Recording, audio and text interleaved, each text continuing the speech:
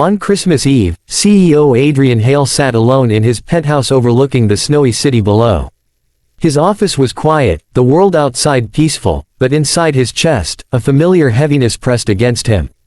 Every year, the holiday reminded him of the family he never built, the childhood he spent in orphanages, and the silence that always greeted him at midnight. While others shared laughter and warm gatherings, Adrian's success came with loneliness, leaving him surrounded by luxury but starved of connection. He tried working late to distract himself, but even the glow of his laptop felt cold tonight. As the clock neared 10 p.m., Adrian grabbed his coat and walked through the lobby of his building. The guard wished him Merry Christmas, but he only nodded politely. When he reached the front doors, he noticed a small decorated envelope taped to the glass, pink, glittery, and clearly written by a child.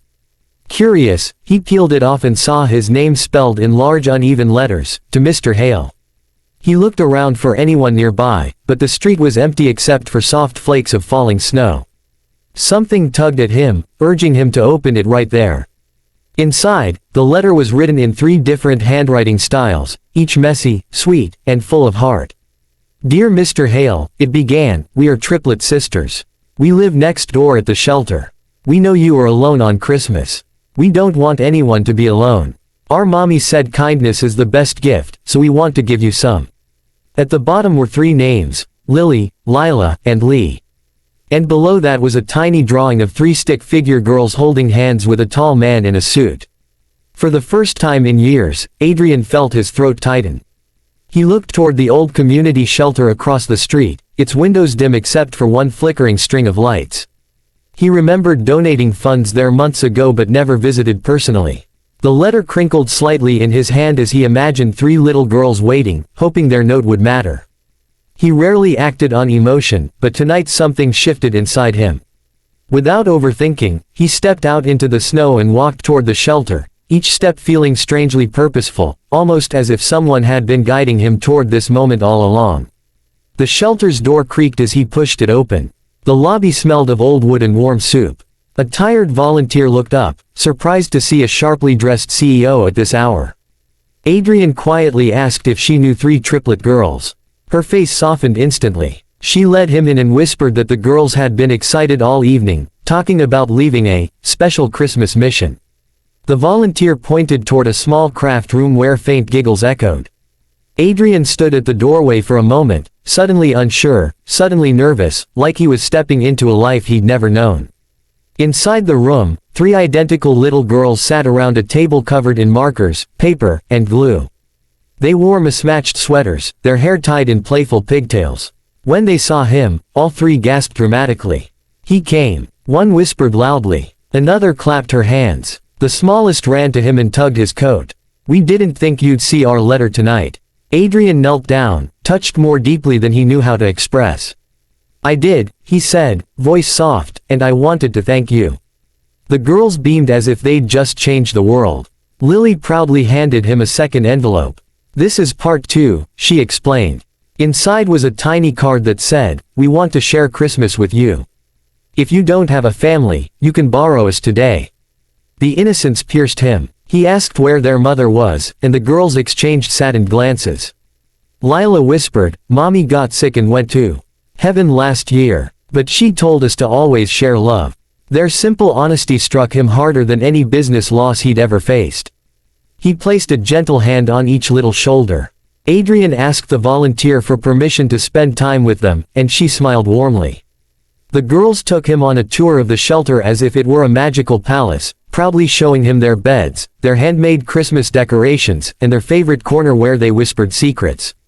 They clung to him without fear, their trust effortless.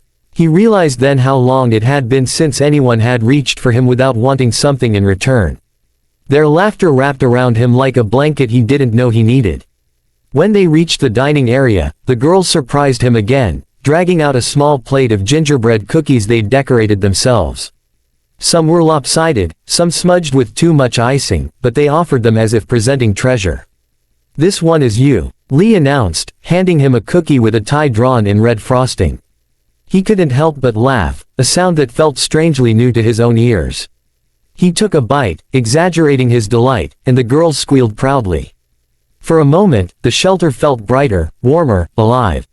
The girls asked if they could visit his building lobby to see the fancy Christmas tree they always admired from a distance. Adrian surprised himself by saying yes instantly. Holding their tiny hands, he guided them across the snowy street. When they reached the enormous tree, lit with golden lights, their faces glowed with pure wonder. They circled it repeatedly, pointing out ornaments and giggling as snowflakes melted on their noses. Adrian watched them quietly, realizing this simple joy, was what he'd been missing all his life.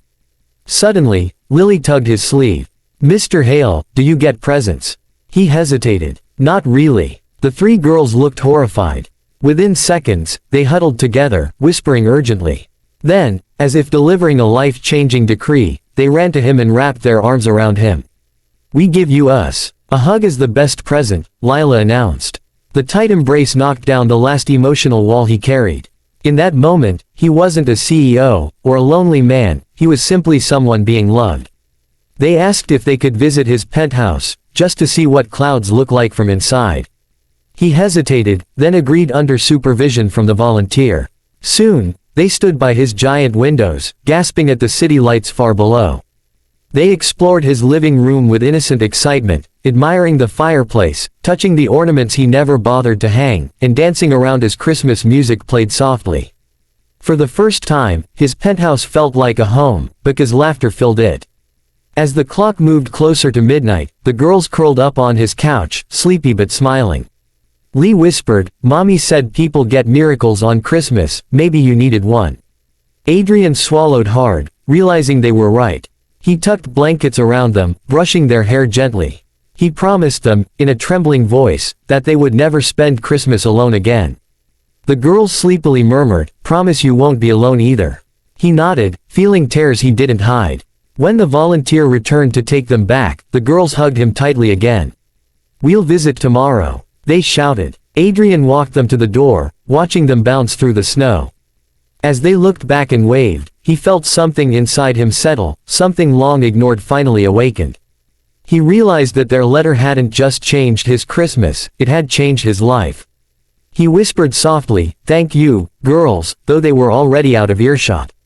That night, Adrian placed their handmade cards on his fireplace mantel, lit a candle, and sat in the warm glow.